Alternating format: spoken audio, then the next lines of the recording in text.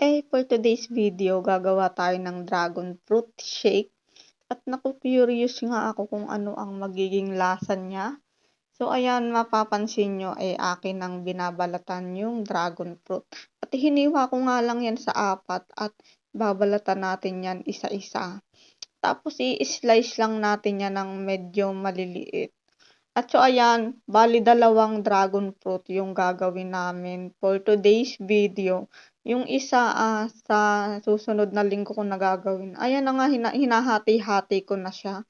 At yung pinsan ko nga naman gusto rin niyang maka-experience maghati. Kaya ayan, i-plenex ko na dito sa video ang kanyang paghahati.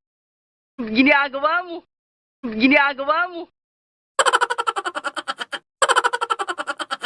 Hindi ko alam kung bakit nagmamadali siya, wala naman siyang lakad. So, ayan, natawa lang ako, itinapon niya dun sa basurahan yung dragon fruit. So, ayan, hinati-hati na niya. Ayan, bali yan lang yung gagawin namin na shake. Kasi medyo marami na yan. Umiksay na lang yung saging. And then, makikita nyo laglagan. Hindi ko alam kung bakit ganyan yan mag-slice. Umuugtol sa chopping board. So, ayan. Dinisplay lang yung saging. At yan, first step, lagyan na muna natin ng tube ice. Hindi ko siya dadamihan ng tube ice kasi baka masira eh. And then, ayan, utay-utay lang natin i-blend.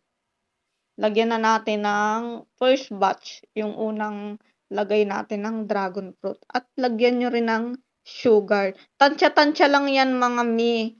So, ayan. Mamaya ko na lang dadagdagan uli. Pag na-shake ko na, titikman ko. At yan nga palang ginamit kong condense. Ayan yung Angel na 2-in-1. At nilagyan ko na rin ng konting tubig.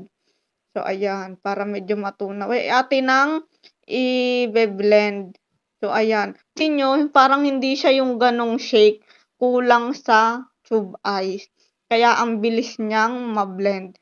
So, ngayon, lalagyan ko siya ngayon ng tube ice ulit. Kasi parang ang labnaw, hindi siya yung shake yung itsura.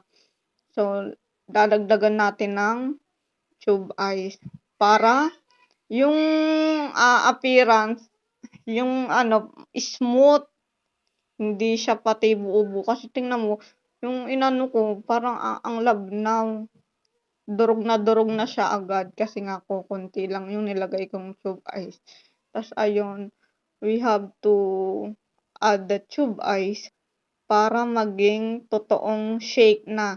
Ang hirap nga naman tanggalin itong mga tube ay dikit-dikit. Kaya dinurog ko muna ng knife. So ayan, nilalagyan ko na nga ngayon sa kasalukuyan. Ayan, para dumami. And then, dahil nga nilagyan ko ng tube ice, dagdagan na rin natin ng condense saka sugar. Tikman-tikman nyo rin kasi baka matabang eh. So, ayan. Yan, i-grind na natin. Grind. Ayan. Ayan. Habang naka-blend siya, hinahalo-halo ko kasi pinapakaramdaman ko kung meron pang buong yellow. So, ayan. Tapos, kinokontrol ko yung ikot ng blend. At ayan, natapos na nga ay atin ang isasalin sa wine glass. So, siyang naka-wine glass ang peg. Siyempre, para mukhang sosyalin. So, ayan ang ating presentation. Ayan, sobra yata yung lagay ko ay may nahulog ng kaunti. So, ayan. Tapos, lalagyan din natin yan ng pa-segway na maliit na dragon fruit. And then, lagyan nyo na rin ng straw. O, ayan, ayos na. O, meron na tayong output ng isang wine glass. At kasunod nga niyan, bali ang nagawa namin yan ay almost 4. 4 na baso yan. Yung ganyan karami na yan. Ayan, yung pinsan ko naman ang kukuha. Ayan, sobra pa yan eh. Madami nga yan. Hanggang kinabukasan, meron pa akong maiinom. Ayan. Dapat ganyan lang yung paglagay ko sa baso. Yung akin naman ang OA, naparami. Ayan. Lagyan din ng straw. O di ayan. Bongga. Sosyal. E di meron na tayo ng dragon fruit shake. Kesa bibili ka pa sa labas. Mag-DIY ka na lang. So ayan, after nga niyan, magche-cheers na kami. Subukan niyo na rin kung kayo'y napapaibig mag-dragon fruit shake. And maraming salamat na nag-stay kayo sa almost na 5 minuto ng video ko. So ayan, madali lang naman palang gumawa.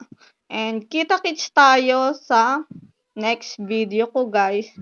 Thank you sa pagsuporta niyo video ko na ito. Ayan, mag-shake ng dragon fruit kasi usually ang ginagawa kong shake ay mango lang. At ang maganda pang i-shake ay avocado. So hanggang dito na lang muna. See you in my next one. Bye-bye!